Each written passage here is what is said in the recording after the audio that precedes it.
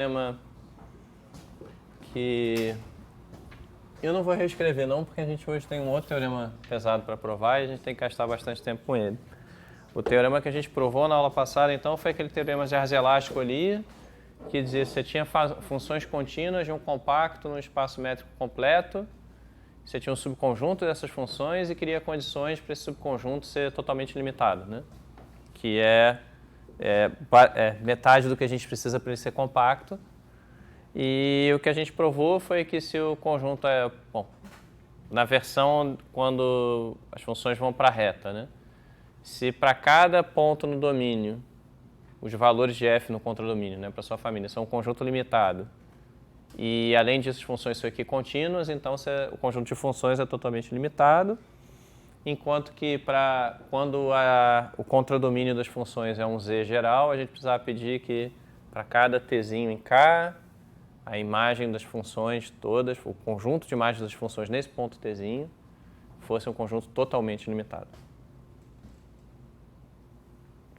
Não sei se esse é um teorema em que adianta falar e fazer gesto para as pessoas lembrarem do que aconteceu, mas enfim, como eu falei, eu não quero falar muito disso hoje. Eu quero passar para um outro tópico. Então, a gente provou um teorema que respondia a pergunta, ajuda a responder a pergunta de quais são os conjuntos compactos dentro do espaço de funções contínuas. O próximo teorema que a gente vai provar é um outro teorema clássico de análise, que é o teorema de Stone-Weierstrass.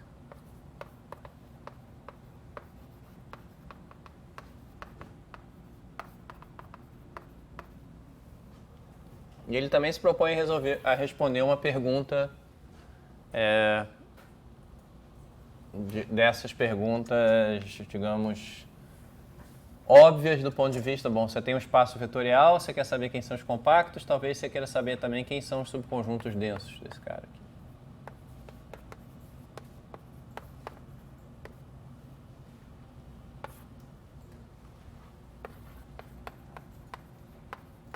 Então, nessa aula toda eu vou escrever K vai ser um espaço métrico compacto.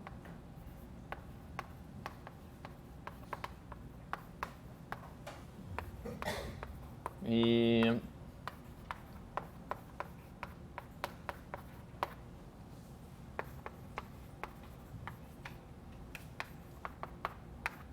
bom, isso aqui vai ser o C pra gente.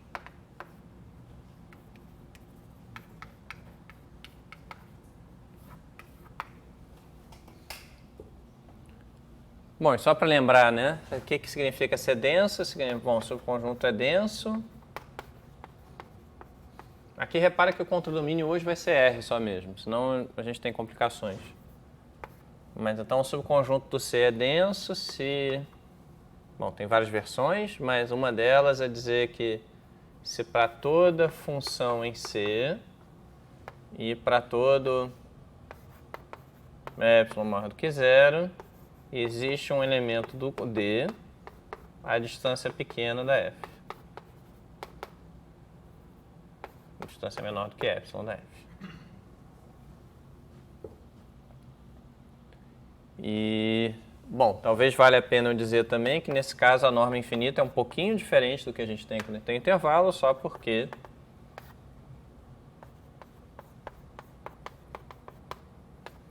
o domínio das funções não é mais o intervalo da reta, e sim esse compacto aí. Mas a gente já argumentou que isso dá certo. Está ok.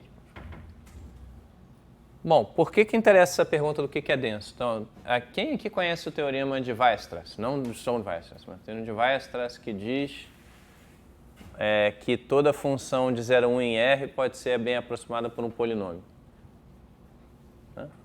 Bom, uma maneira de explicar para alguém por que esse teorema é importante é que uma função contínua, por exemplo, se você representar no computador, é um objeto de complexidade infinita, né? Quer dizer, um número real único já é um número real já é um objeto de complexidade infinita. Então, quando a gente vai representar os reais, a gente toma aproximações deles, por exemplo, aproximações decimais. E a gente quer saber que se eu for aumentando o número de casas decimais, por exemplo, isso vai me permitir aproximar qualquer número real arbitrariamente bem. A mesma coisa com as funções. Uma função contínua seria impossível de representar no computador. Se a gente sabe que toda função contínua está perto de um polinômio, e de preferência de um polinômio também com os coeficientes com precisão finita, talvez a gente assim consiga aproximar a função, representar de forma aproximada a nossa função no computador, né?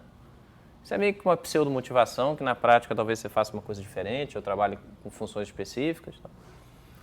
Mas é uma maneira de pensar e esse tipo de problema de fato ocorre. Bom, então essa é a pergunta, né? A resposta, como eu falei, é uma condição suficiente, a gente não vai falar nada que é necessário.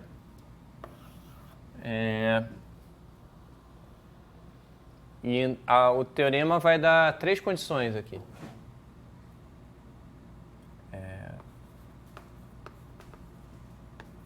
Vou pegar vamos escrever outro A caligráfico aqui.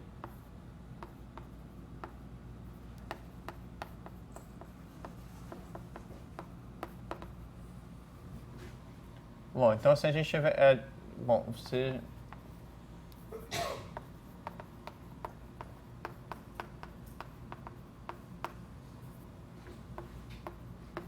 então vamos pegar um conjunto que satisfaz as 3 condições abaixo.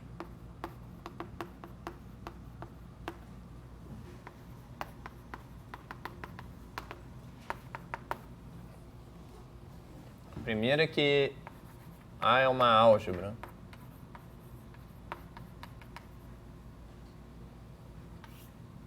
E isso significa que esse conjunto A, bom, vocês lembram o que é ser um espaço vetorial, um subespaço das funções contínuas, né? Bom, esse cara aqui é um espaço vetorial porque eu posso somar, subtrair elementos, multiplicar por escalares. Mas esse cara também tem uma operação de álgebra, que é o produto de funções contínuas me dá uma nova função contínua, né? E dizer que um A é álgebra é dizer que, bom, para todas f's de em A e para todo escalar lambda em R, então todo esse povo está lá dentro. Tem lambda f mais g pertence a A e, além disso, tenho f vezes g pertence a A também. Então, são consequências dessa definição que, por exemplo, se a função constante igual a zero está lá dentro, e se a f está lá dentro, f ao quadrado está lá dentro, né, que é o produto de f para ela mesma. Você pode dizer que é um espaço vetorial munido do produto? O produto já existe, né? Quer dizer, uma álgebra seria um espaço vetorial com uma operação produto entre 2 elementos aqui, né? E eu estou dizendo que, então, um C é uma álgebra nesse sentido. Ele tem um produto. A gente até agora não falou desse produto explicitamente, como uma operação nesse espaço, mas ele tem um produto. E aí o que eu estou olhando aqui é uma subálgebra do C, um subconjunto que é fechado por essa operação de produto, além das operações de espaço vetorial.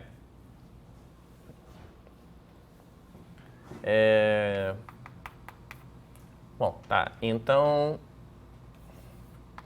segunda hipótese é que A contém as constantes, ou melhor dizendo, as funções constantes.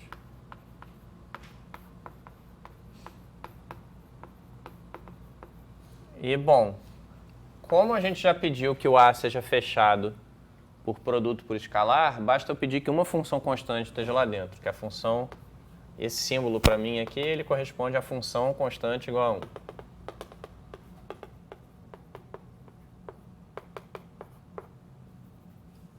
Esse 1 meio sublinhado, com essa barra embaixo. Bom, isso aqui não é um número, é uma função que para cada ponto de K associa o valor 1. Essa função constante está na álgebra. Se ela está na álgebra, então qualquer outra função constante está também, porque é só multiplicar isso aqui por um escalar lambda, se tem a função constante igual a lambda.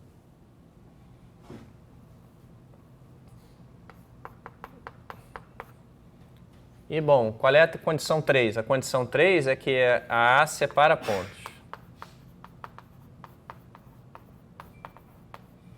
E essa condição é simples de anunciar, dizendo que se você tem 2 pontos distintos dentro do compacto, então existe pelo menos uma função na sua família A que atribui valores diferentes para esses 2 caras.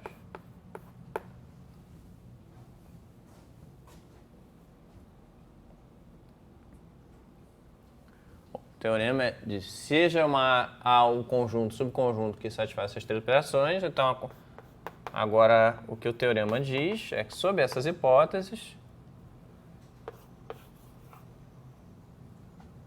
o A é denso em CKE. Bom, em C.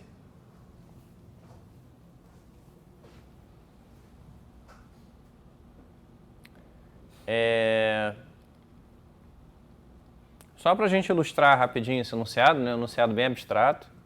Tem alguma dúvida ainda sobre o que essas condições estão dizendo? Tá. Bom, para a gente ilustrar, então, o exemplo clássico é aquele teorema do Weierstrass que eu falei, né? Dos polinômios são densos. Se quando K é igual a 0,1 e A é o conjunto de todos os polinômios,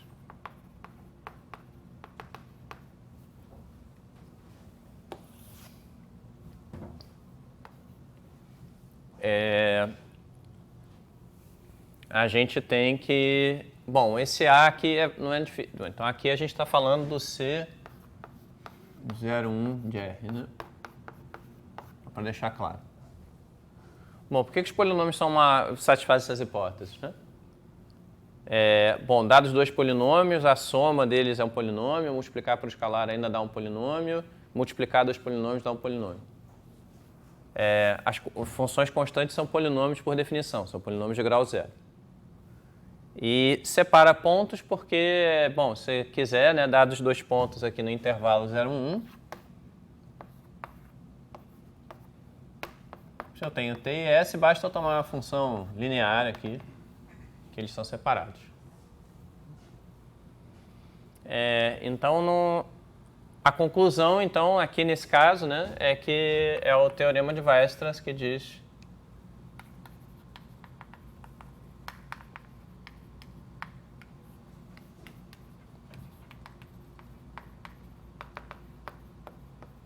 são densos. Bom, para esse teorema tem provas diretas, digamos assim, né? Você consegue demonstrar. Tem até uma prova. Bom, eu sou probabilista, em alguma acepção da palavra, e tem uma prova usando probabilidade disso aqui, que é super bonita, super direta, e dá polinômios explícitos, né? Se você me der a função contínua, eu te devolvo a função, o polinômio que aproxima. Na verdade, posso até escrever. Dada f, se eu quiser aproximar, as aproximações que eu vou tomar são coisas desse tipo aqui. Bom, alguém pode me procurar depois para contar porque que isso dá uma aproximação boa. Bom, então, essa aqui é uma função fn de x. Aqui é x elevado a k, 1 menos x elevado a n menos k, f de x sobre k, f de k sobre n.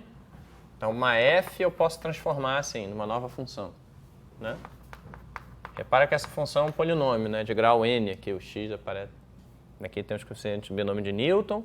Eu avalio a função f nos pontos 0, 1 até n, 0, 1 sobre n, 2 sobre n até n sobre n, que é 1, né?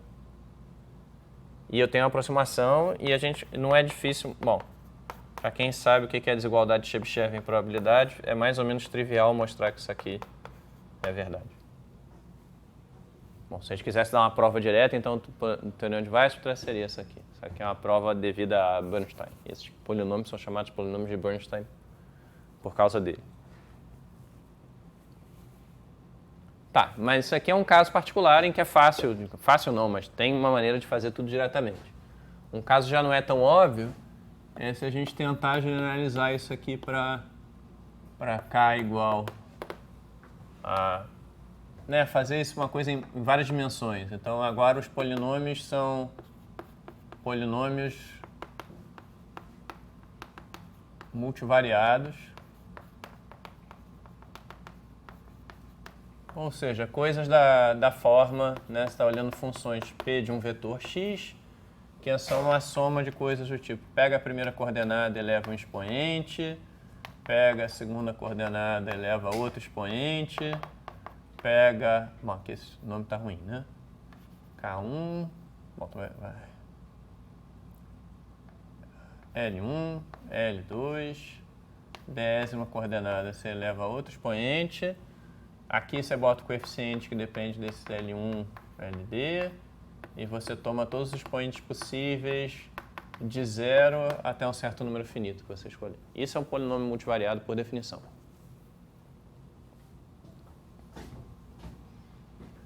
E aí tem um trabalhinho que não é difícil para mostrar que as 3 hipóteses continuam sendo satisfeitas aqui. Por exemplo, que a álgebra é só observar que produtos de expressões desse tipo são expressões desse tipo também. As constantes estão lá dentro por definição. Que separa pontos é só você pensar, bom, se eu quero separar 2 vetores, né? 2 vetores diferentes aqui dentro, eles têm que ter pelo menos uma coordenada diferente. Então, se eu pegar uma função desse tipo nessa coordenada, eu separei os 2 e acabou. É um trabalhinho que é para ser feito, é um exercício. Mas eu estou esboçando aqui. E um exemplo mais legal, voltando para o K igual a 0,1, bom, esse exemplo a gente não vai ver muita coisa, eu só quero mencionar porque tem a ver com uma área muito quente de pesquisa. Vamos definir essa função sigma de t como sendo a função... Bom, vou botar 0,1 aqui, fica mais fácil de anunciar. Sigma de t é a função máximo entre 0 e t, para t em R. Ou seja, a função que é assim. E vamos olhar coisas que são desse tipo aqui, que são a família A de...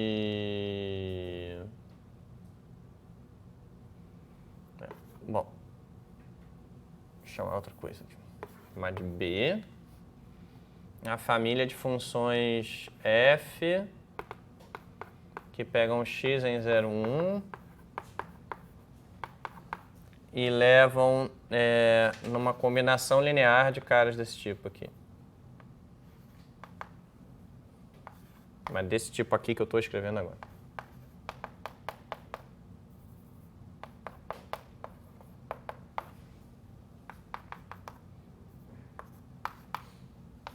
Onde aqui o D é um natural, talvez diferente de 0. E os alfa 1, beta 1, gama 1 são números reais.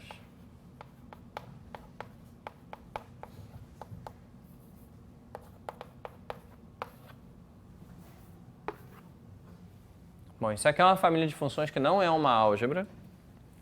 Mas deixa eu dizer, o que é? Bom, isso aqui, o que é isso aqui, né? Quando eu boto sigma de beta i x mais gama i, basicamente eu estou pegando esse gráfico, estou deslocando no eixo x e estou mudando essa inclinação.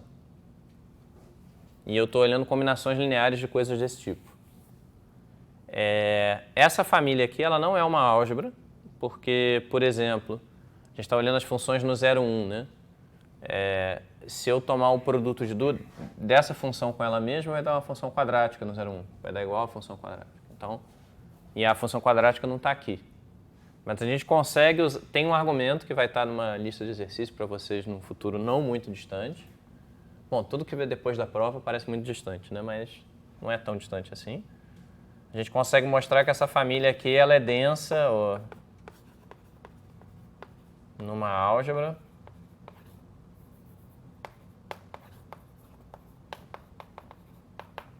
Em algum sentido que eu não quero falar.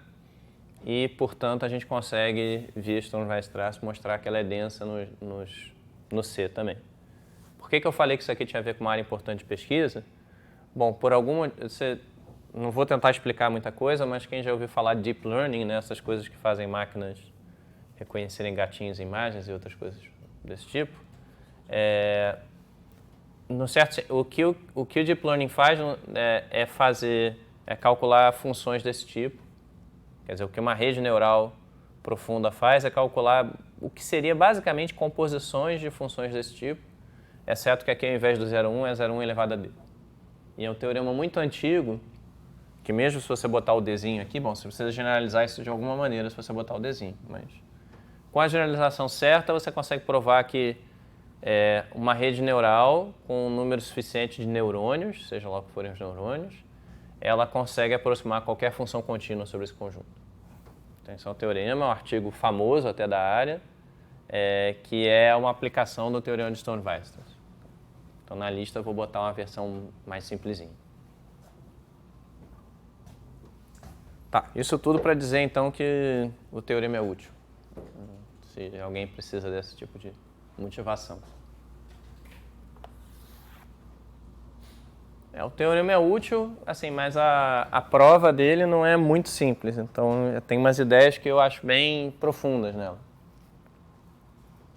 E então, na prova toda, praticamente... Bom, qual é o nosso objetivo, né? Aqui, vamos lembrar o que é provar que um conjunto é denso. Simplesmente, eu quero, dado uma f, eu quero achar uma g perto da f. Né? Dada f ou epsilon, eu quero achar uma g com a distância pequena. Certo? Então, na prova toda, eu vou fixar uma f. Eu vou fixar uma f em C. E eu vou supor que essa f é não negativa e vou buscar a aproximação lá.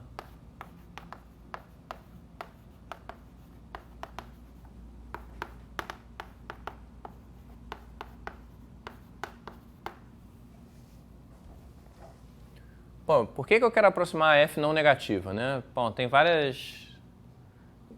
o ponto é que se você consegue aproximar as f's não negativas, você consegue aproximar qualquer f. Por exemplo, toda função contínua, se eu tomo o máximo, né, eu tomo a parte positiva e a parte negativa dela, né? São duas funções contínuas e não negativas. E se eu aproximo cada uma dessas, então eu aproximo a função inteira. Ou você pode pensar, bom, se eu tenho uma f que toma valores negativos também, eu posso primeiro somar uma constante grande para a f agora passar a só ter valores não negativos. Aproximo essa f por um elemento da álgebra e depois subtrai a constante. Como as constantes estão na álgebra, isso está valendo, assim, né? Eu só tive que fazer um deslocamento da função na álgebra que eu tinha escolhido para aproximar. Bom, assim, como quase tudo está nas notas, a gente vai fazer esse caso aqui e a gente, para passar para o caso geral, não é difícil. Né? Então, nosso objetivo vai ser esse. Bom, como é que a gente vai atingir esse objetivo? Não vai ser muito simples, a gente vai ter vários passos.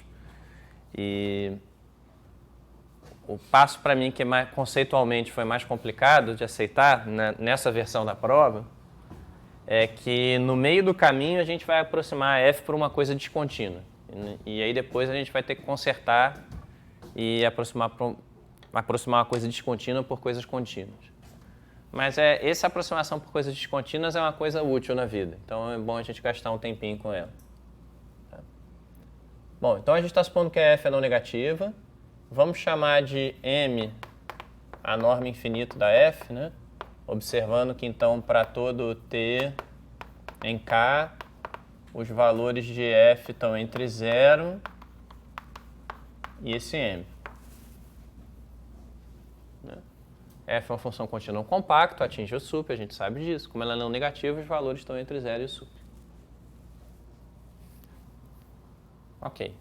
Agora o que a gente vai fazer vai ser meio que fatiar. Bom, a gente vai tomar conjuntos dessa natureza aqui. Bom, poderia escrever simplesmente f menos 1.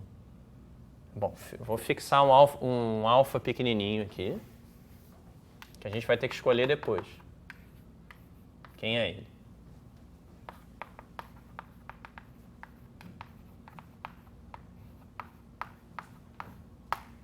Mas fixo um alfa, eu consigo definir conjuntos, que de fato dependem de alfa implicitamente, dessa seguinte maneira. F menos 1 de alfa n até infinito. E aqui, bom, isso é simplesmente o conjunto de pontos em K tais que f de x é maior ou igual a alfa vezes n. Oi? Não entendi. Isso, obrigado.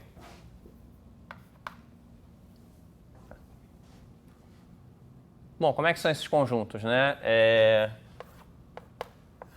Aqui, repara que eu só estou preocupado com... A primeira coisa que eu vou fazer é observar que eu posso considerar isso aqui só de 0 até um número que é alguma coisa do tipo... pega m, divide por alfa, toma a parte inteira. Ou toma a parte parte inteira por baixo. Bom, eu posso considerar para todos os valores de n que eu quiser, mas o ponto é que se alfa vezes n for maior do que esse m aqui, então esse conjunto é vazio, né? Não tem nenhum ponto aqui. Tá? Então, bom, às vezes vai ser conveniente a gente considerar também para valores grandes de n, mas a gente está seguro de que esse conjunto passa a ser vazio para todo n grande. Bom, então esses conjuntos aqui, a primeira coisa que a gente deveria observar é que eles são fechados, né? Mas, além disso, eles são encaixados, né? Então, por exemplo, se a f é alguma coisa assim, estou aqui desenhando no 0, 1 porque é mais fácil. Então, o f0 é tudo. Vamos imaginar que aqui está o alfa, aqui está o 2 alfa, aqui está o 3 alfa, 4 alfa, por aí vai, né? Então, o f0 é todo mundo que tem valor de f maior ou igual a 0, é tudo. O f alfa também é tudo, né? Porque todo mundo está acima desse ponto. F2 alfa também. A partir do F3 alfa fica mais interessante, que é só esse conjunto para cá. E o F4 alfa é mais interessante ainda. O F4, né? O F do 4 alfa. Esse conjunto para cá.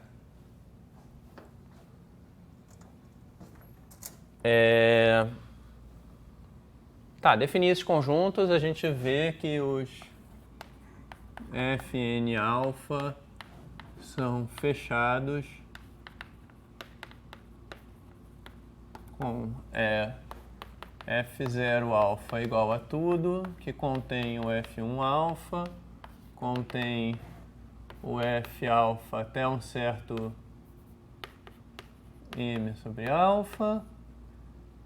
A partir daqui eu tenho, se eu começo a tomar índices maiores, eu tenho vazio e fica vazio a partir desse ponto. Bom, mas enfim, eu tenho essa sequência de fechados. E daí que eu tenho essa sequência de fechados, né?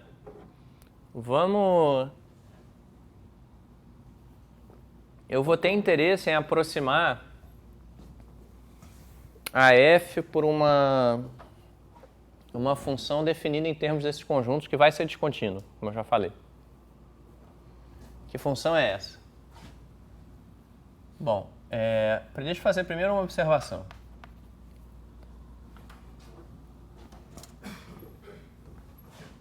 Vamos definir um índice aqui, n alfa de t, para um t pertencente a k, que é o maior n tal que o ponto T pertence ao conjunto F alfa N.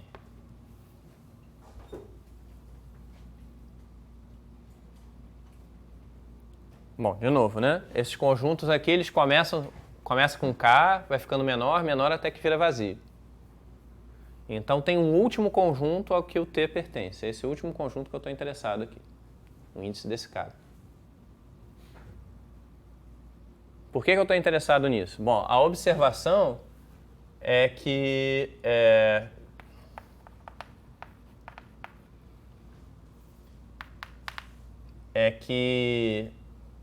se eu tomo o m sendo igual ao n alfa de t, então o t pertence ao Fm, mas t não pertence ao Fm mais 1. Estou tomando o maior índice, né? Mas o que quer dizer isso aqui em desigualdades? Quer dizer o seguinte, que alfa m é menor ou igual que f de t, porque ele está aqui, e isso é menor do que alfa de m mais 1. Ou seja, meu giz laranja.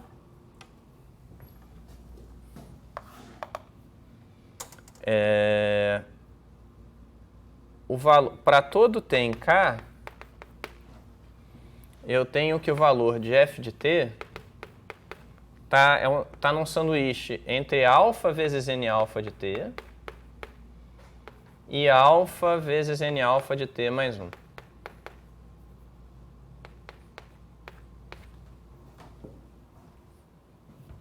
Aqui eu escrevi com esse índice M só para não escrever o N-alfa aqui, mas o que eu estou dizendo é... Bom, eu só vou esquecer o alfa várias vezes na notação, mas esse cara aqui é o N-alfa de T, né? E eu estou simplesmente dizendo, olha, como o N-alfa de T é o último índice tal que alfa N é menor do que F de T, então isso aqui certamente vale, e isso aqui vale porque o índice seguinte tem que ser maior. Aonde? Tá. Bom, é isso aqui. Maior do que isso não vai ficar. Tá. Então a gente tem isso aqui, mas o que isso tem a ver com os tais conjuntos que eu falei que vão aparecer, né? A gente vai definir agora uma notação que vai ser... que a gente vai usar pelo resto da prova. Que é o seguinte, dado um conjunto qualquer, subconjunto do K qualquer, a gente vai chamar de função indicadora de E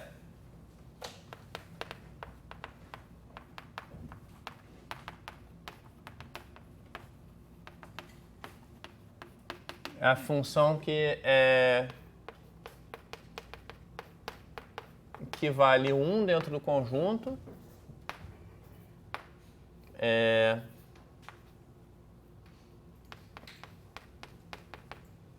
e 0 fora dele. Isso é a definição de função indicadora, uma definição que, por exemplo, no curso de medida, que a maioria de vocês vai fazer no período que vem, vai aparecer o tempo todo. Mas só uma função, é uma função bem descontínua em geral, né? Não sei se existe isso de uma função ser bem descontínua, mas é bom de falar. Assim, e aqui também seria bom se essas variáveis fossem iguais, né? Tá. Bom, a observação que eu vou fazer é a seguinte, que esse índice... Nota que para todo T em K, o índice N-alfa de T, ele é igual à soma de N igual a 1 até infinito, mas eu posso botar aqui M sobre alfa, de indicador de Fn alfa. Vamos ver se isso é verdade. Bom, parece que eu estou só querendo complicar a vida de vocês, né? Que eu estou apresentando essas coisas todas. Mas vamos... Assim, a ideia, como eu falei, eu quero representar isso aqui como uma soma de coisas descontínuas, mas coisas descontínuas convenientes. A soma vai ser exatamente a soma de indicadores, exceto que vai ter o pré-fator de alfa. Então, agora, para chegar a essa soma descontínua, eu passei por esse N-alfa aqui. O N-alfa também, claramente, não é uma função contínua de T em geral. E eu estou só observando. Esse N-alfa eu posso expressar como uma soma de funções indicadoras desses conjuntos. Vamos tentar entender a intuição, né? Então, quem são os caras que têm N-alfa de T igual a 0? Essa é uma pergunta para tu. Né? Em algum momento vocês...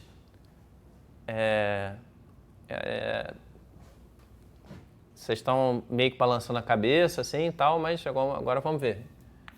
Quem são os caras, né, em termos desses conjuntos aqui, como é que eu diria? Um T pertencente a K, ele tem N-alfa de T igual a 0 quando...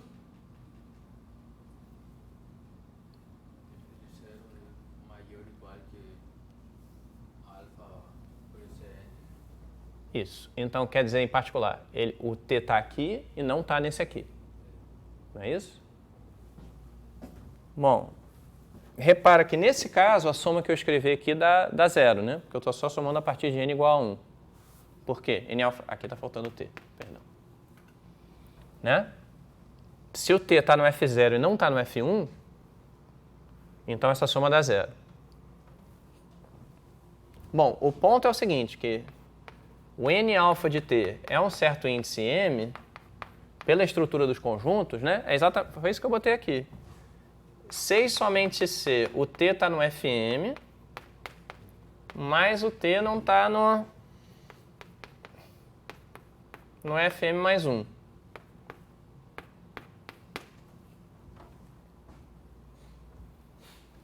Mas agora, como os conjuntos são encaixados, a gente vai ter o seguinte, que o T ele pertence a Fj de alfa para todo J entre 1 e M, e o T não pertence a FJ de a FR de alfa para os índices R maiores do que M.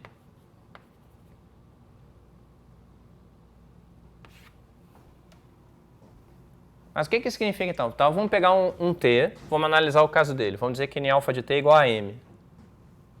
Para provar essa igualdade, eu tenho que mostrar que o número de termos nessa soma que são iguais a 1 é exatamente o M.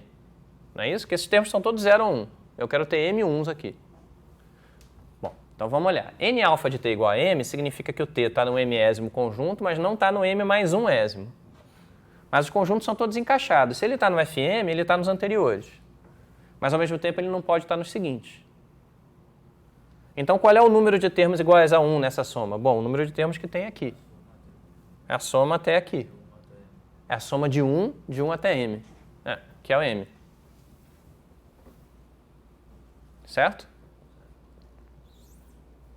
Não é óbvio, mas a gente prova, né? Quer dizer, a gente está usando fortemente o fato que eles são encaixados. Então, se dá 1 no FM, tem que dar 1 antes. Se dá 0 no FM mais 1, tem que dar 0 depois também. Então, essa soma aqui tem termos iguais a 1 até o M, e depois ela passa a dar 0. Os termos da soma são assim. Tá, bom, qual é a conclusão, então, desse pedaço do argumento aqui? A conclusão é... Eu vou deixar isso escrito aqui no canto, porque a gente vai precisar.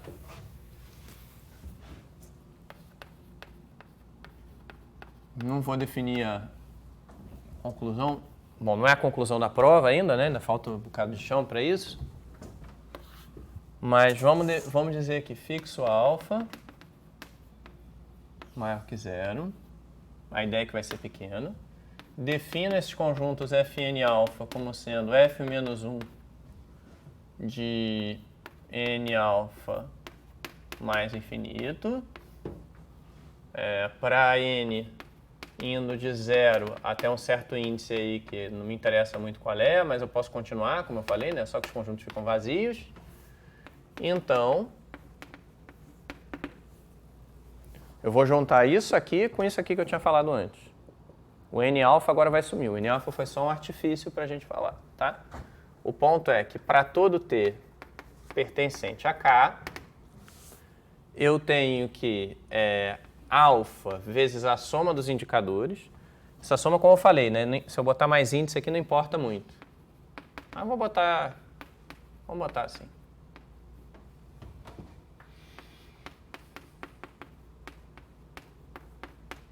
Isso aqui é menor ou igual a F e também é maior ou igual do que alfa, é menor ou igual do que, né? Quer dizer, isso é menor ou igual a F, mas a gente tem uma desigualdade para o outro lado também.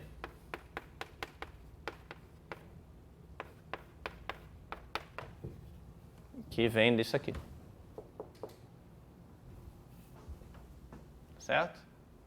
Bom, tá feio de ler isso aqui, mas é basicamente dizendo, olha, essa função, essa soma de indicadores multiplicada por alfa, está sempre por baixo da f, mas não está muito por baixo, porque a diferença entre os dois é no máximo alfa. E bom, e além disso, os conjuntos f0 alfa,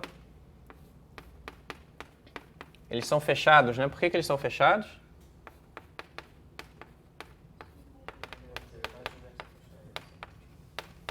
E fechado contido dentro de compacto é compacto, né?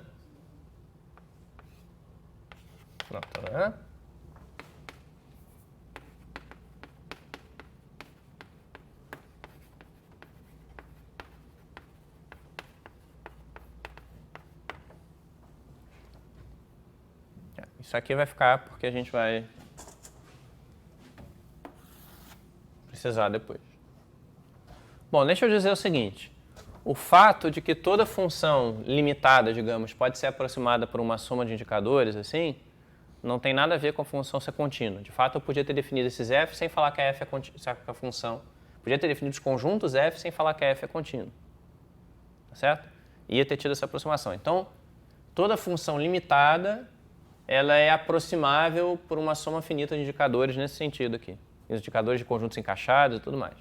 O que vai ser especial para a gente é o fato de que esses caras são fechados e, portanto, compactos. Por que eles são compactos? Porque o K é compacto, né? Eles são fechados dentro do compacto, então eles são compactos também.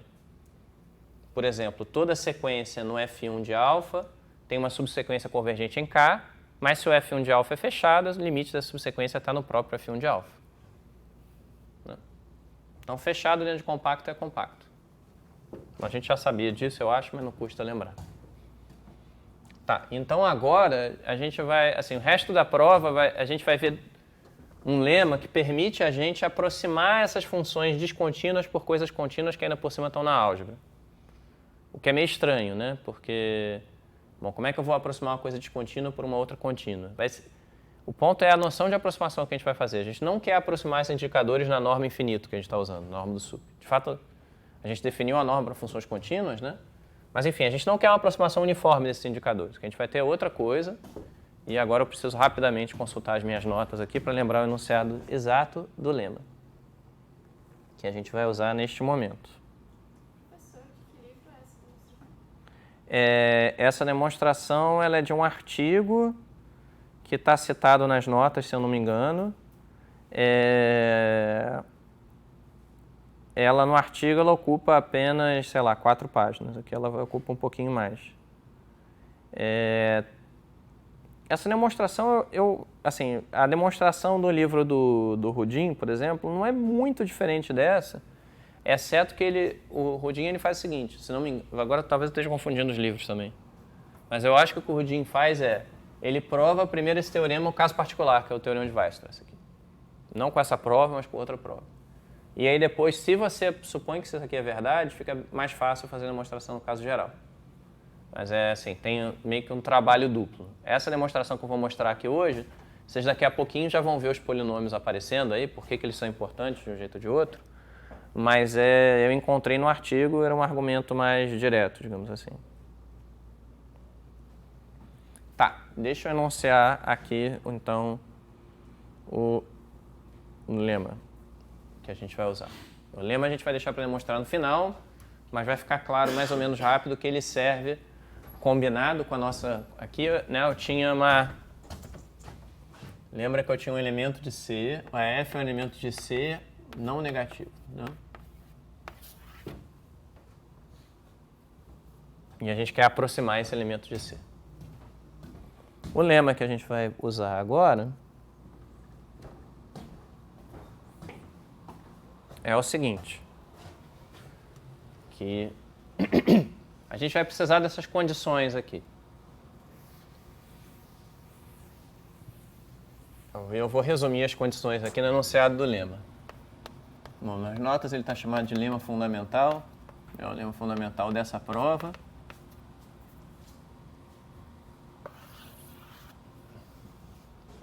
O lema fundamental ele diz o seguinte, se A em C é uma álgebra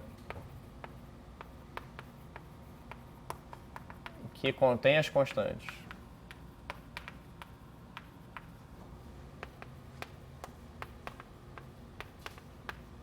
e separa pontos, então, para todos f e g contidos em K fechados e disjuntos,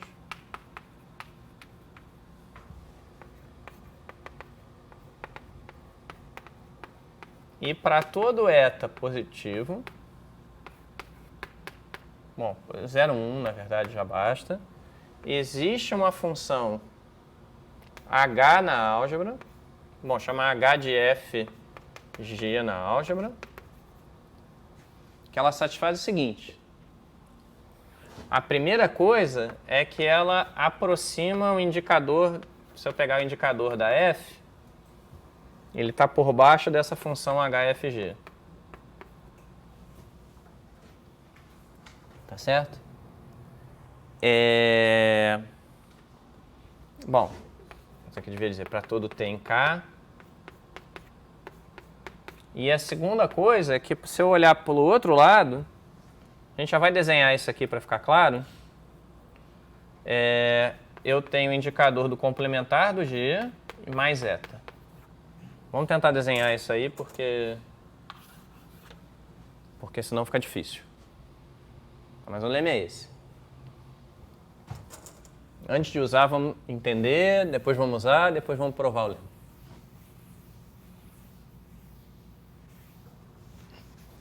Esse lema é assim. Bom, como sempre eu vou desenhar as coisas como se o mundo fosse unidimensional, porque fica... Bom, tá, não é sempre, né? De vez em quando eu me arrisco a fazer outras coisas e eu sempre me arrependo, como vocês já puderam notar.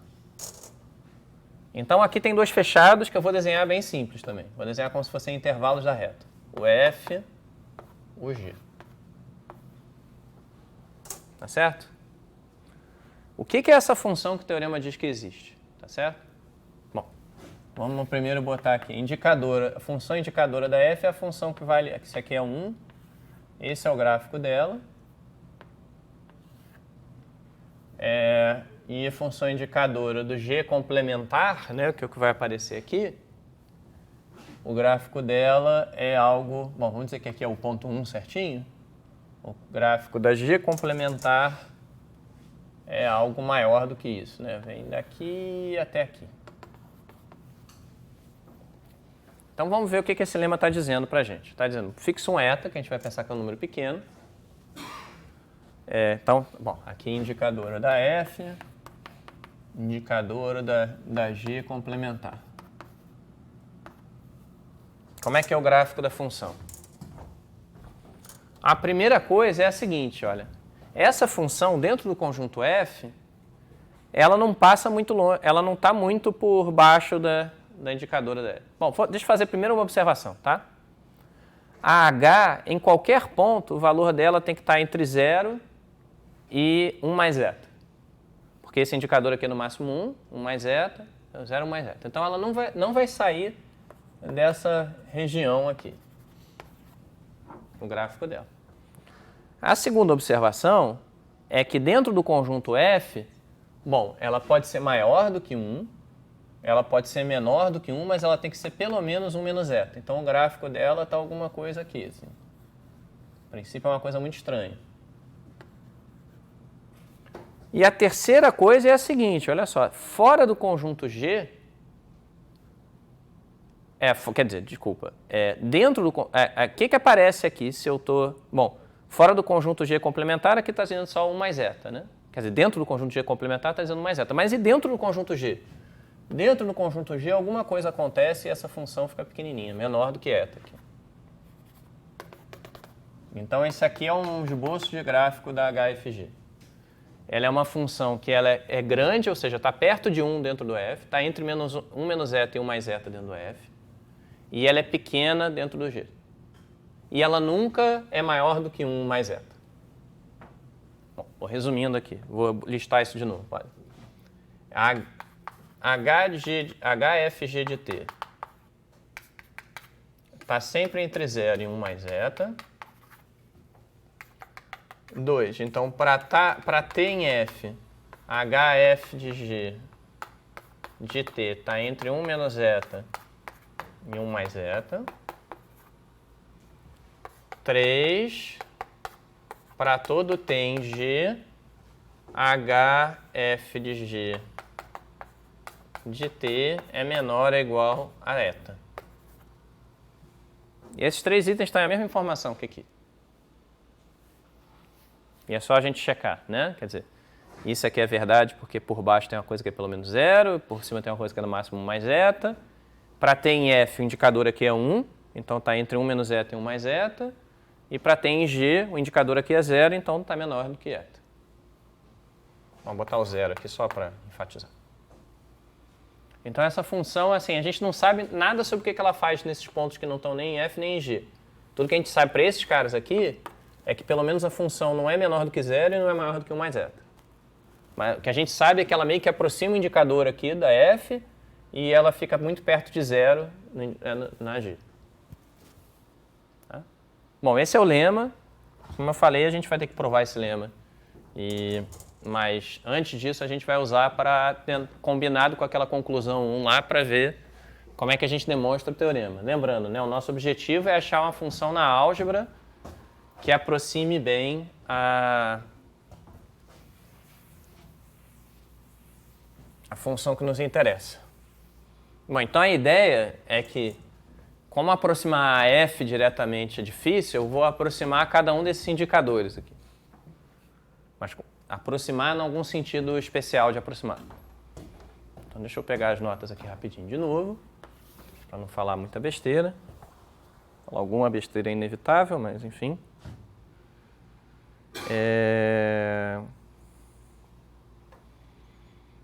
Isso. Então agora eu vou aplicar o lema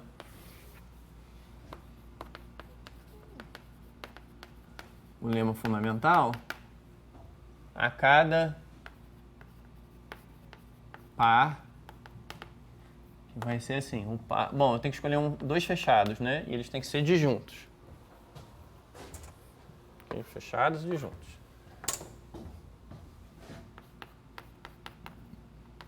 O primeiro vai ser o Fn alfa. Ok?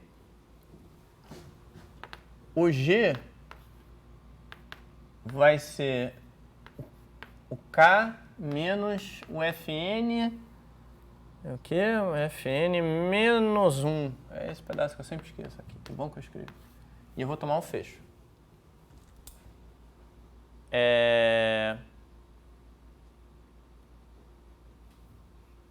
Bom, a gente tem que checar que esses caras são fechados e de zoom.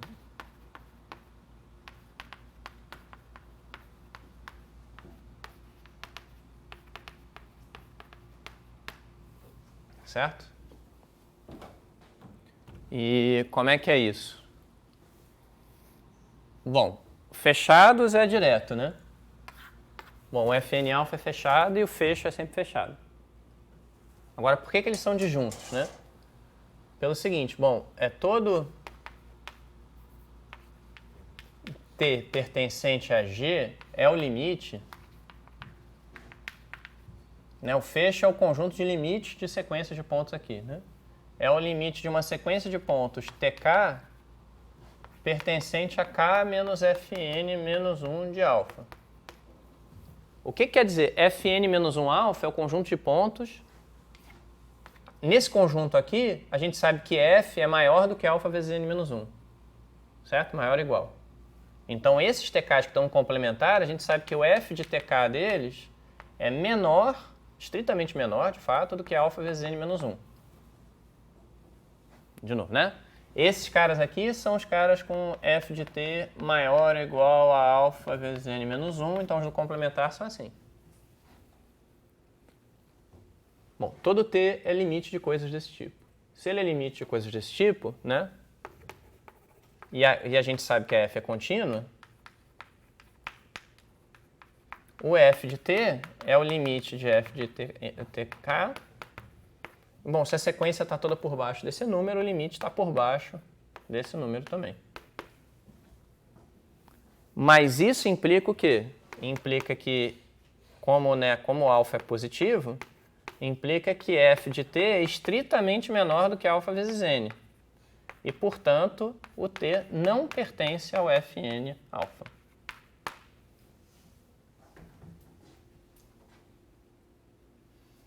O que a gente queria provar? Que eram dois conjuntos fechados e disjuntos. Fechado é automático, disjunto eu estou dizendo um elemento de G necessariamente não pertence ao Fn alfa. Certo? É basicamente que assim, eu estou dizendo os conjuntos foram escolhidos de modo que tem uma separação estrita entre os valores da função f aqui, e por isso, mesmo tomando fecho, eu não consigo que eles se juntem. Tá? Então isso foi a afirmação. O que o lema fundamental dá para a gente? O lema fundamental diz para a gente que existe uma função Hn na álgebra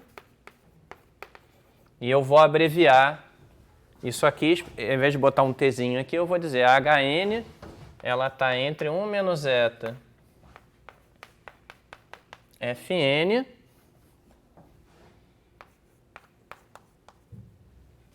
e entre, bom, quem é o complementar do G aqui?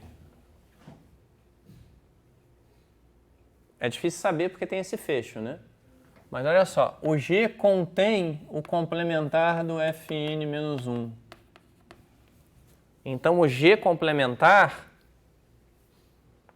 ele está contido no Fn menos 1.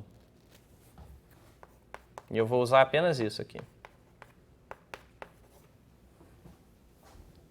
Eu não disse quem é o eta que eu quero usar, mas pode ser qualquer eta positivo, né? Que nem o alfa lá, eu disse qualquer alfa positivo está ok. Aqui tem um eta. Bom, o Hn depende do alfa também, porque os conjuntos dependem do alfa. O Hn depende do alfa e do eta, na verdade. Eu vou deixar a dependência em alfa implícita por enquanto. Tá claro isso aqui, gente? Bom, aqui era para aparecer o complementar do G, mas como eu disse, o complementar do G está contido no Fn-1 de alfa. Aí estou usando implicitamente a propriedade seguinte. Bom, como o complementar do G está contido nesse conjunto, então o indicador do complementar é menor do que o indicador desse conjunto. Ou seja, sempre que o indicador do complementar de G vale 1, esse outro indicador de F-1 de alfa tem que valer 1 também. Isso vem da definição da função indicador. Tá. E a gente pode resumir as propriedades aqui também dizendo... Bom, vou dizer aqui. Vou canibalizar meu quadro negro botando aqui. A gente tem isso... A gente tem isso aqui dentro do Fn alfa. E a gente tem isso aqui dentro do Fn do complementar do Fn-1. Aqui.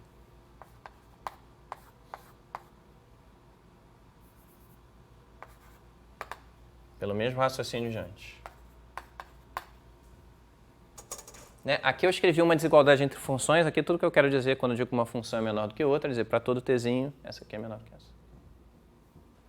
Tá, bom, estamos andando, né? Oi? A terceira propriedade varia para dentro do G, para dentro do Fn-1. É porque tem uma confusão de conjunto complementar aqui, né? Aqui, lembra que o indicador é do G complementar. E aí a gente enunciou a propriedade... Aqui. E aí, bom, quando você toma um ponto no G complementar, então tem que dar menor ou igual a eta, né? Quem é o G complementar... Desculpa, quando você toma um ponto no G, tem que dar menor ou igual a eta. O G é esse cara aqui agora. Mas o G contém o complementar do Fn-1, por isso que apareceu isso aqui. É meio confusa essa troca, mas sim, tá certo. Tá, então agora está mais ou menos claro o que a gente quer fazer, né? A gente vai pegar aquela soma de indicadores, vai trocar os Fn alfas por Hns e vai ver o que aparece no final. Tá? Porque tá, olha só, tá quase certo aqui, né? Sim, o Hn, olha, ele não aproxima o Fn exatamente, porque de um lado tem Fn e do outro tem Fn-1. Mas assim, Fn e Fn-1 tem que ser mais ou menos parecidos, né? Quer dizer, a diferença de um para o outro é aqui a função é maior ou igual a alfa n, aqui a função é maior ou igual a alfa n-1, o alfa é pequenininho, então essa diferença não é muito relevante. Se tudo correr bem, digamos, a gente está com a vida ganha aqui. Vamos então definir o seguinte. Vamos definir a G, ela depende do alfa e do eta, não vou botar essa dependência explicitamente. E quem é o G? O G é simplesmente a alfa vezes a soma das aproximações de cada indicador.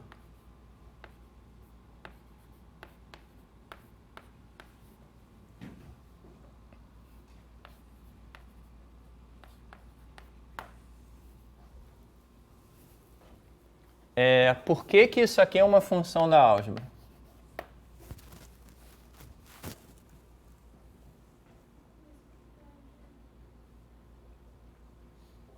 É uma álgebra, você tem combinações lineares. Vocês dois estão falando mais ou menos a mesma coisa, os dois estão certos, né? Essas caras aqui estão na álgebra, estão tomando uma combinação linear, está na álgebra também. É importante que esse índice aqui em cima seja finito, né? Não tem mais uma soma infinita, nem nada estranho. Tá, beleza, está na álgebra. Agora vamos tentar comparar os valores de G com a F, tá certo? A primeira coisa a observar que para todo tzinho, vou somar aqui, né? Vou dizer o seguinte, que G de T, que é igual a alfa vezes essa soma,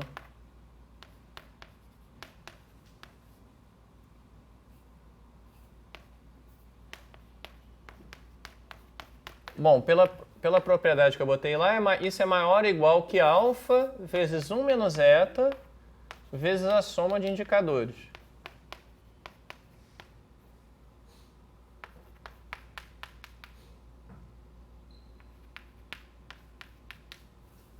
Certo? Só isso aqui.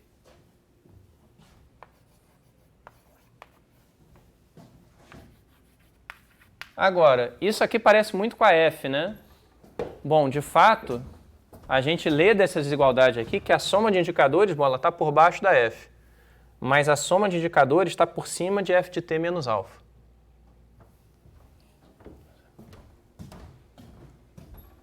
Então, isso aqui, bom, aqui vai ter, então, esse aqui está por cima de 1 menos eta F de t menos alfa.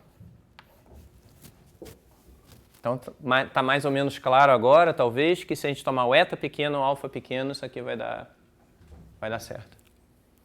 Tá? Agora, de novo, para todo t em k, eu quero aproximar por cima, né?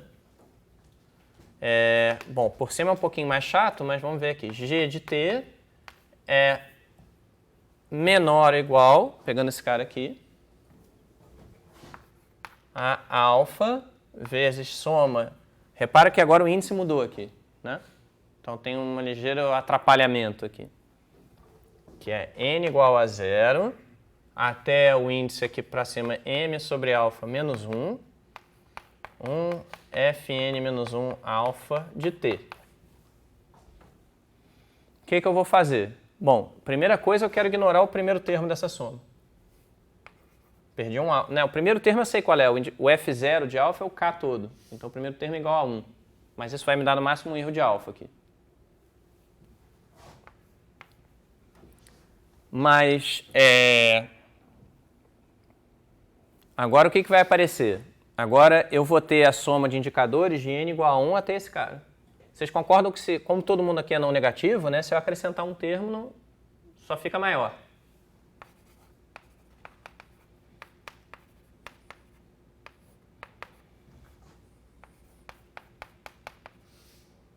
Aqui no LFM-1, né? Quer dizer, justamente eu tinha que começar, bom, para manter a notação eu tinha que fazer assim, botar Fn-1, e agora eu vou trocar os índices, né? Então começar de n igual, agora eu vou dizer, bom, n igual a 1 aqui dá o F0, que é o tudo, esse é o alfa. Os outros termos, bom, somar isso aqui de n igual a 2 até m sobre alfa menos 1. É a mesma coisa que somar isso aqui de n igual a 1... Desculpa, somar isso aqui de n igual a 2 até m sobre alfa. É a mesma coisa trocando o índice, né? Mexer aqui. E bom, como eu falei, disso aqui para aquela soma de indicadores lá, só está faltando o índice. Então isso aqui é menor do que a soma de indicadores. E a soma de indicadores é menor ou igual a f. A soma de indicadores multiplicado por alfa é menor ou igual a f de t. Vamos concluir então. Concluir módulo lema, né? Tem que apagar bastante coisa aqui.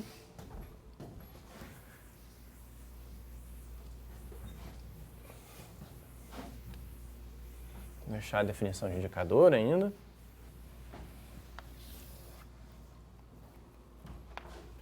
Bom, vamos concluir então, que é o seguinte, bom, conclusão é que para todo t em k, a diferença em módulo entre f de t e g de t, bom, eu tenho uma cota por baixo e uma cota por cima, né? Vamos, a gente vai tomar o máximo dessas coisas. Aqui vai ter, bom, por baixo, se eu tomo g menos f aqui, né? Eu vou ficar com menos eta f menos alfa. O menos alfa vezes 1 menos f. Aqui. Então, vou botar aqui máximo de eta módulo de f de t. E aí, bom, menos alfa vezes 1 menos eta, eu vou botar mais alfa aqui, né? Só que eu estou tomando módulo. E 1 menos eta eu vou esquecer. Esse fator aqui está entre 0 e 1, né? Então, ele não vai... O módulo de alfa vezes 1 menos eta é menor ou igual ao módulo de alfa. E o outro cara vai ser, bom, aqui vai ficar só alfa mesmo. Agora, bom, o máximo de f é aquele m que a gente botou lá em algum lugar. Ou não? Não sei se botou. Bom, M é o enorme infinito da F. A gente tinha posto no início isso. Então isso aqui é menor do que eta M mais alfa.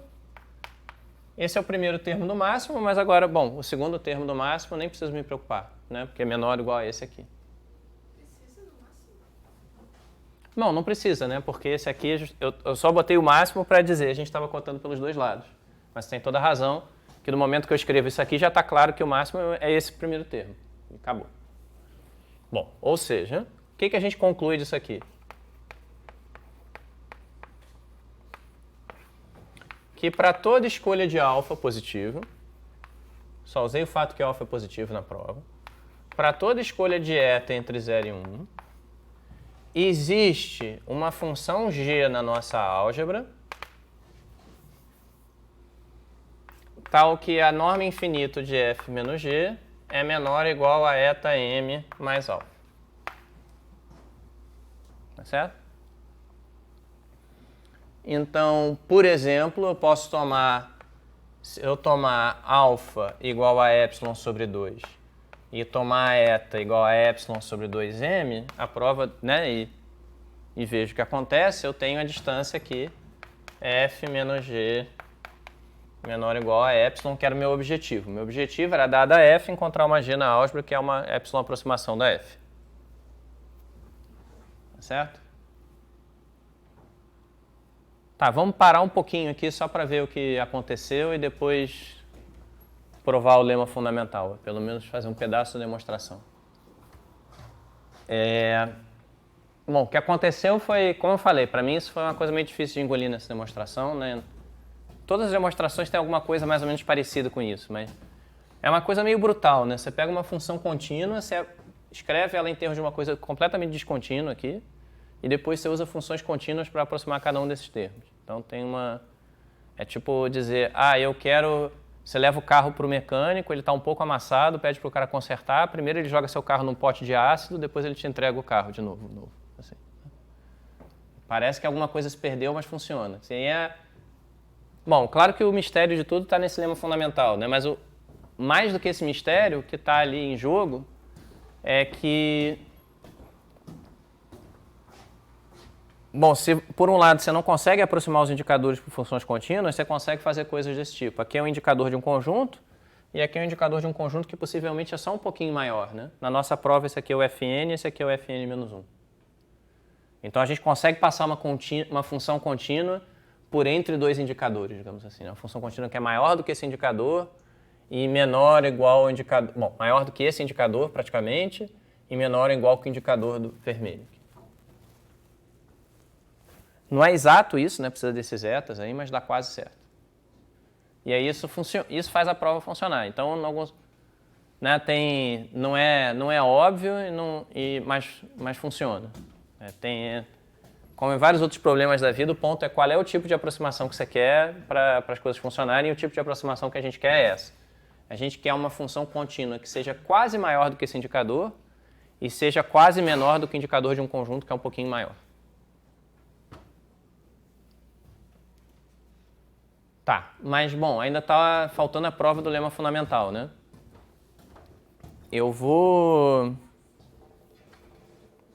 A gente tem um tempinho restando aí, eu acho que não dá tempo de eu provar o lema todo. Eu acho que no tempo que eu não era filmado dando aula, eu dava aula mais rápido, talvez porque eu passasse mais impune, assim, né? Ninguém podia me acusar depois.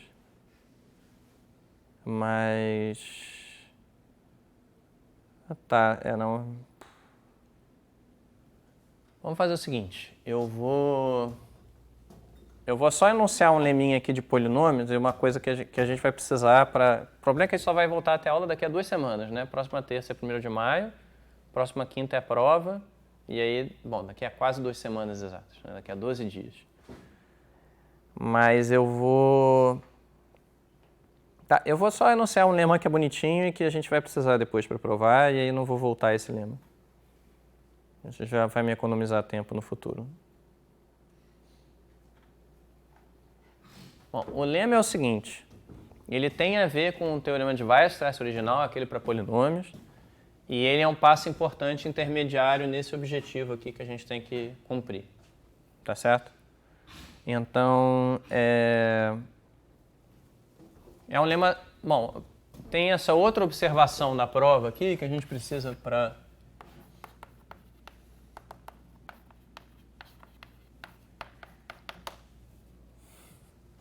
que a gente vai precisar, que é a seguinte. Eu já falei, né? Eu lembro que eu falei que se você tem um elemento da álgebra, ele ao quadrado, ou qualquer potência dele, está na álgebra também, né? Que é produto... Bom, f ao quadrado é um produto de elementos da álgebra, f ao cubo também. Então, observa o seguinte, que se eu tenho um h na álgebra e eu tenho um polinômio, uma coisa assim, coeficientes reais, né? Não vou escrever essa parte.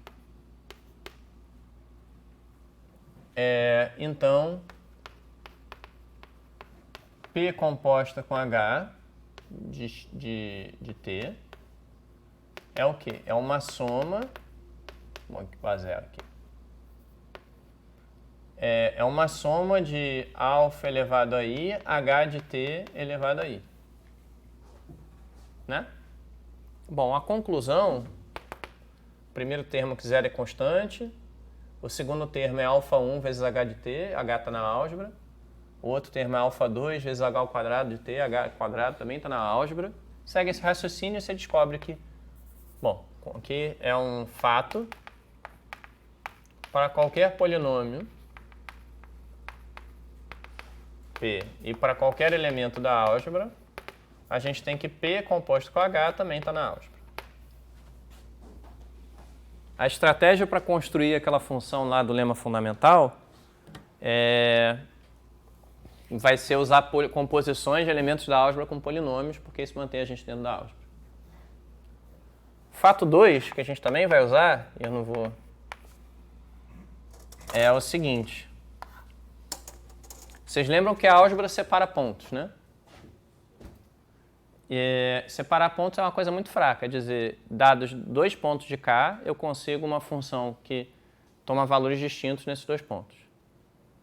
Então agora eu quero argumentar o seguinte, que para todo x0 e x1 em K, existe uma função na álgebra, que eu vou chamar de h de x0 e x1, álgebra, tal que com valores entre 0 e 1, com valores entre 0 e 1, vou escrever isso assim, com h de x0, x1 no ponto x0 igual a 0, h x0, x1 no ponto x1 igual a 1. Isso aqui, se vocês quiserem, é tipo o lema fundamental. É o primeiro passo na direção do lema fundamental, exceto que eu não estou... isso aqui faria o papel do G complementar, né? Isso aqui faria o papel do F. Aqui eu estou obtendo os valores exatos, mas só nesses pontinhos. Bom, e esse fato 2 aqui é fácil de provar pelo seguinte.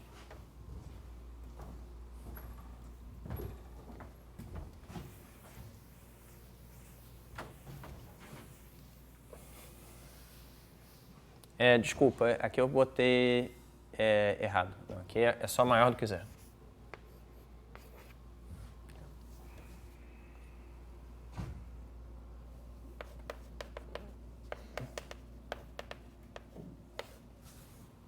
Então, a prova do fato 2 é a seguinte. Bom, pega uma U pertencente à álgebra, tal que U de x0 é igual a um certo alfa diferente de beta, que é o U de x1. Certo? Agora a gente vai tomar a função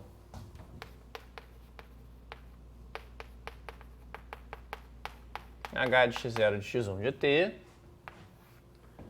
que é igual a razão entre U de t menos alfa ao quadrado e a norma infinita dessa função, que é alfa 1 constante ao quadrado também. Vou botar o quadrado aqui. Então, bom, que isso aqui é um elemento da álgebra, sem a parte de baixo, eu acho que está claro, né? Peguei uma função da álgebra, subtraí uma constante, estou na álgebra. Tomei o quadrado, também estou na álgebra. Que essa função vale 0 no ponto x0, está óbvio também, porque o u de x0 é alfa. E que ela vale mais do que 0 em x1, também está óbvio que beta é diferente de alfa. Talvez não seja tão imediato o fato que eu posso dividir aqui, que esse denominador não é 0. Mas olha só, se o denominador fosse 0, só podia ser porque a função u é igual a alfa em todo ponto. Mas a gente sabe que ela não é. Certo? A u de x1 é diferente de alfa. Então está achada a função. Ela está indo na direção do que a gente quer, mas ainda está bem longe. Tá, essas coisas são para guardar. Agora a brincadeira de polinômios aqui. A brincadeira de polinômios é a seguinte.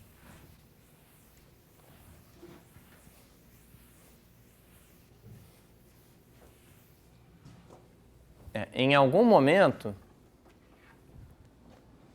a gente vai estar preocupado em pegar uma função, em pegar essa função aí, que ela vale 0 no x0 e vale maior do que 0 no x1, e transformar numa outra função que vale 0 no x0, vale quase 1 no x1, e ainda tem valores entre 0 e 1. Tá? Foi o que eu tinha escrito antes, de fato. Mas a gente precisa de uma coisa aqui. O leminha agora é esse aqui. Vou escrever o enunciado e a gente vai provar. Por algum motivo eu perdi a página aqui.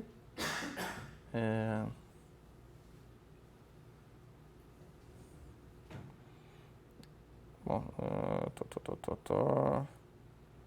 tá aqui o polinômio. Tá, então o lema é esse aqui. Não vou desenhar ainda. Não vou apagar. Devia apagar isso aqui, mas... vou apagar.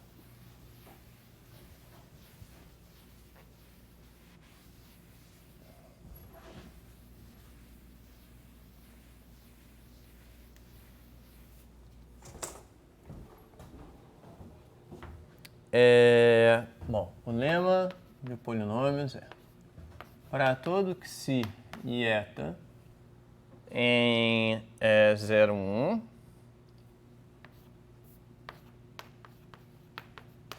existe um polinômio P tal que, em primeiro lugar, esse polinômio toma, para pontos em 0, 1, ele toma valores entre 0 e 1.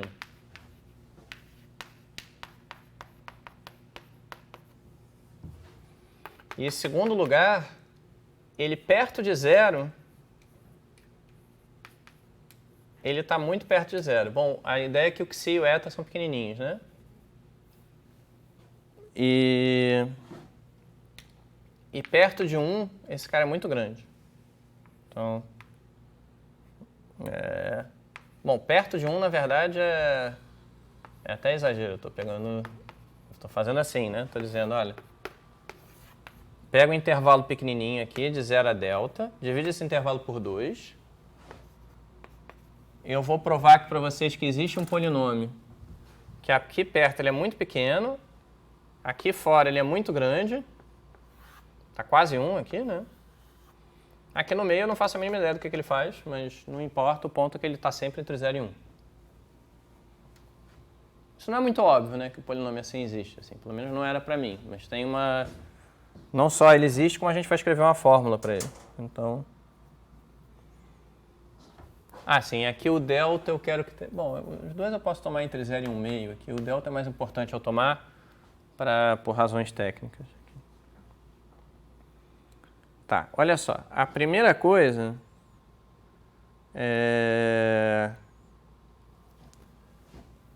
para provar esse leminha aqui... O leminha é tipo um problema de Olimpíada, se vocês quiserem. Mas fixa o delta, né? E vamos observar o seguinte, que... Bom, tome o maior... Bom, menor, desculpa. K em N com K delta maior ou igual a 1. Tá? Bom, a primeira observação é como o delta é maior do que o meio. Bom, como o delta é menor do que o meio, esse K tem que ser pelo menos 3. Bom, se eu botar o 2 aqui não vai dar. a gente também tem o seguinte, que k menos 1 vezes delta, né? Bom, como k é maior ou igual a 3, o k menos 1 ainda é um natural. E k menos 1 vezes delta, pela escolha de k, tem que ser menor do que 1. O que isso quer dizer? Isso quer dizer o seguinte, que k vezes delta não é um número tão grande assim. É menor do que 1 mais delta. E isso aqui é, por exemplo, menor do que 2. De fato, é menor do que 3 meios, né? Eu vou botar menor do que 2. Onde que eu estou querendo chegar? Bom, vou definir o polinômio para vocês agora.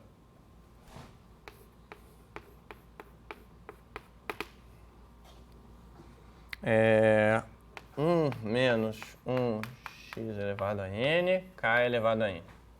O k é esse k, o n eu vou escolher.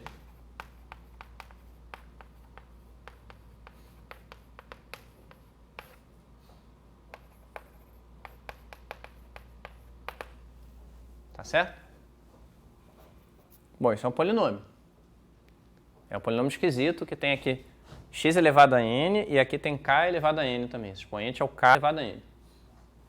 Mas para qualquer escolha de n que eu fizer, isso aqui é um polinômio. Vou botar o n aqui, o k está fixo. Né? Bom, agora a gente vai ver para que escolha de n ele satisfaz as condições que a gente quer. Vamos olhar primeiro como é que ele se comporta. Bom, que ele está entre 0 e 1 também é óbvio, tá certo? Porque, bom, para x entre 0 e 1, isso aqui é um número entre 0 e 1, isso aqui é um número entre 0 e 1, isso aqui é um número entre 0 e 1, isso aqui é um número entre 0 e 1. Por 4 aplicações disso aqui, está resolvido. Então a propriedade 1 é fácil. Vamos ver como é que ele é para quando x é menor ou igual a delta sobre 2. A gente tem que mostrar que ele é menor do que o xi para alguma escolha de n. Tá certo? Para isso a gente vai usar a desigualdade de Bernoulli. Vocês lembram da desigualdade de Bernoulli? Ela diz o seguinte, que 1 mais alfa elevado a um certo natural é maior do que 1 mais n vezes alfa para todo alfa maior do que menos 1. Maior ou igual a menos 1.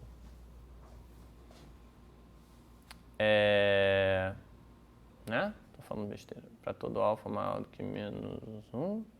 É verdade. Tá.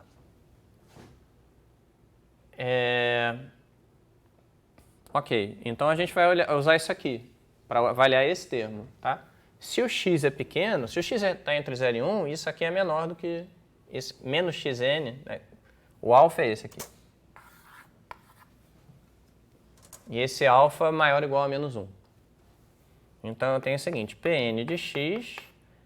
Bom, se eu tenho uma desigualdade por baixo para esse cara, eu tenho uma desigualdade por cima para essa expressão, que é 1 menos o que a desigualdade de Bernoulli me dá, que é kx, né, knxn, e isso aqui é kx elevado a n.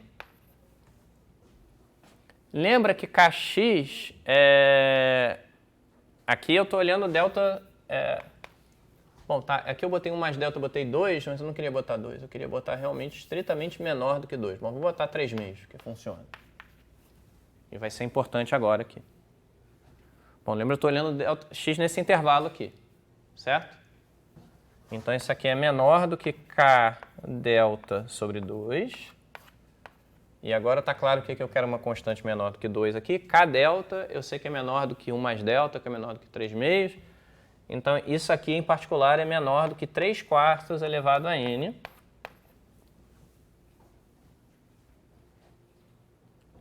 E o ponto é que isso aqui é menor do que xi para todo n grande. O que eu estou provando? Eu estou querendo analisar esse polinômio, que eu já disse que tem valores entre 0 e 1, perto do zero. Eu acabei de argumentar que, se a gente tomar o n grande o suficiente, eu garanto que esse polinômio tem valor menor do que o xi que eu quiser. Perto do zero. Perto do zero significando isso aqui. Agora a gente vai olhar o x maior do que delta. E então a gente vai olhar o polinômio. A gente quer mostrar que 1 menos Pn de x é pequeno, né? Porque a gente quer mostrar que P é grande. E, bom, quando a gente olha isso aqui, a gente tem essa expressão, que é 1 menos xn elevado a kn. Tem uma desigualdade que segue... Bom, vocês lembram da fórmula do produto para exponencial, né? Vocês lembram da fórmula para exponencial, que é esse limite aqui. Limite exponencial de alfa é o limite de 1 mais alfa sobre n elevado a n. Se eu boto esse n aqui, eu corto esse n aqui. Então, bom, isso daqui me diz que eu tenho essa desigualdade aqui. Bom, no limite, né? E elevado a alfa é maior ou igual a 1 mais alfa. Ah, para que alfas isso vale? Bom, eu preciso que alfa sobre n seja maior ou igual a menos 1, para n grande, mas isso sempre vai valer para qualquer alfa. Bom, o ponto é, devia dizer isso logo direto, para qualquer número real, vale essa desigualdade aqui. Você pode também olhar isso no gráfico da exponencial. Isso daqui é a reta que passa por baixo do gráfico da exponencial e a tangente ao gráfico no ponto 0, no ponto 0,1. Vou usar essa desigualdade aqui, isso me diz menor ou igual que a exponencial de, vai aparecer de novo, kx elevado a n.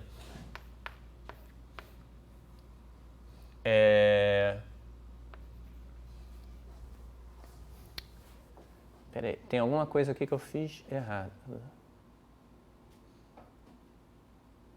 Porque devia aparecer uma coisa maior do que 1 agora. Tá, não, eu acho que eu fiz isso. Está errado nas notas, inclusive. Tá, eu precisava tomar isso aqui kδ maior do que 1. Isso não vai alterar em nada, porque esse cara vai ser menor ou igual a 1, e aqui eu só usei menor ou igual.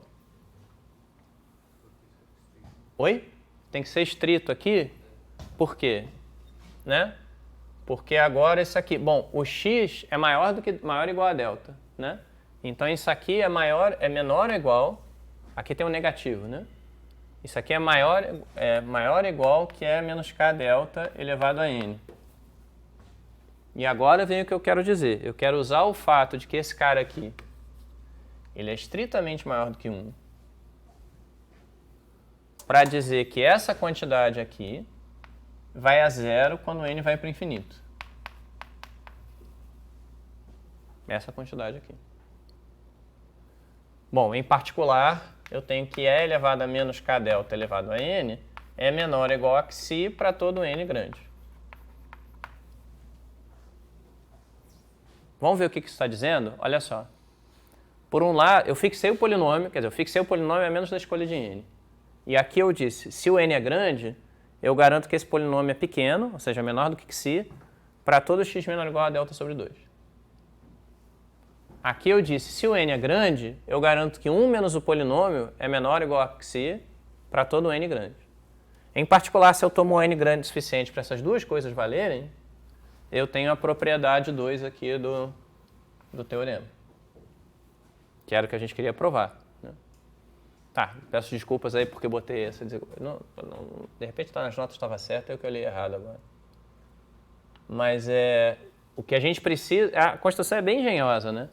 O que a gente precisa... A gente escolhe isso aqui para poder dizer que quando o x é maior ou igual a delta, o cara que vai aparecer aqui é maior do que 1. Então isso aqui vai para zero, não só vai para zero, como vai muito rápido, né? Porque é uma dupla exponencial. Esse aqui já vai um pouquinho mais devagar, mas ainda é uma exponencial simples. Então, de fato, dá para estimar o n, se a gente quiser, em termos do xi, do k e tudo mais, para dizer qual é o n que a gente deveria tomar. Mas o ponto para a gente não é esse. O ponto é que dá para escolher um n tal que tudo funcione. Tá, bom, eu não vou nem tentar continuar a prova agora. O ponto mas uma coisa que é bobinha, mas é importante, é que combinando essas duas coisas, você consegue uma função na álgebra que toma um valor tão perto de 1 quanto você queira em x1, toma um valor tão perto que você, de zero quanto você quiser, perto do x0, numa vizinhança do x0, e além disso, ela só tem valores entre 0 e 1. Basicamente, você pega essa função e compõe com aquele polinômio e vai dar uma... E é isso um dos pontos fundamentais da prova. Aqui eu consegui separar x0 e x1 um pouquinho, né? Eu disse, olha, a função em x0 vale 0, em função em x1 ela vale um pouquinho maior do que 0. Esse lema que a gente acabou de provar diz que eu posso compor a minha função com um polinômio, continuo dentro da álgebra, e essa separação que era de 0 para maior de 0 vai para de quase 0 para quase 1. Você cresce. Depois a gente vai ver como usar isso para aproximar indicadores. Tem algumas coisas ainda não triviais pelo caminho, mas o... Enfim. Vamos encerrar por aqui e